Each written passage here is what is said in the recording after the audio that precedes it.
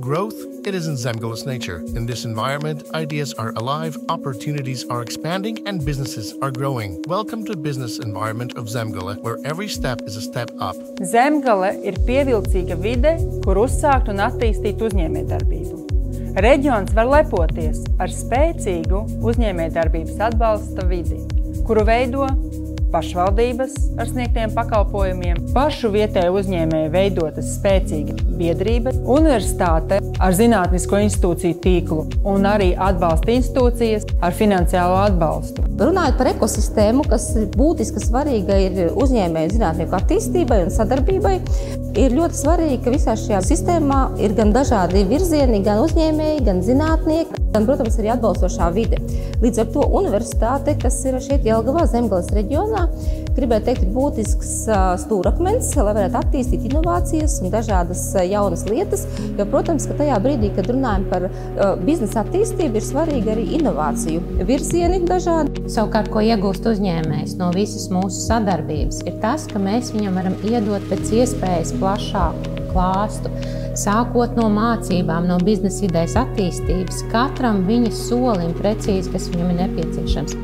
Protams, Zemgale ir lauksaimniecības reģions, bet arī nozaru griezumā ne tikai lauksaimniecība, bet arī kokapstrāde, loģistika, būvniecība un tirzniecība, tās visas nozares ir ļoti plaši attīstītas. Uzņēmējiem nozīmīga loma ir arī teritorijai, kur nākt un attīstīties.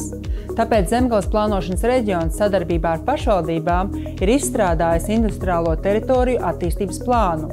Lai katrs uzņēmējs, kurš plāno ienākt vai plāno attīstīt uzņēmējdarbību Zemgalē, zinātu, kādas teritorijas ir pieejamas, kāda infrastruktūra un komunikācijas ir pieejamas un ko pašvaldība domā par šīs teritorijas tālāku attīstību.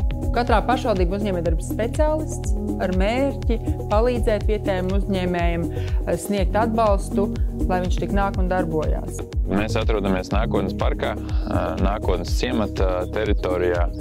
Šeit ir izveidojusies tāda maza vide, tāds mazs hubs, kurā šie dažādie uzņēmumi, gan ražošanas pārstāvoši, gan pakalpojumu sniedzēji savā starpā atsevišķos jautājumos var mazliet arī sadarboties un palīdzēt viens otram, kooperēt. Es domāju, ka mēs paši neapzināmies, cik spēcīgi mēs esam kļuvuši pa šiem gadiem, kā ekosistēma izauguši, jo spēcīgāka ir ekosistēma, jo jaudīgāki un tādi eksportspējīgāki uzņēmumi mums top šeit Zemgalē, kas rada vērtību ikvienam.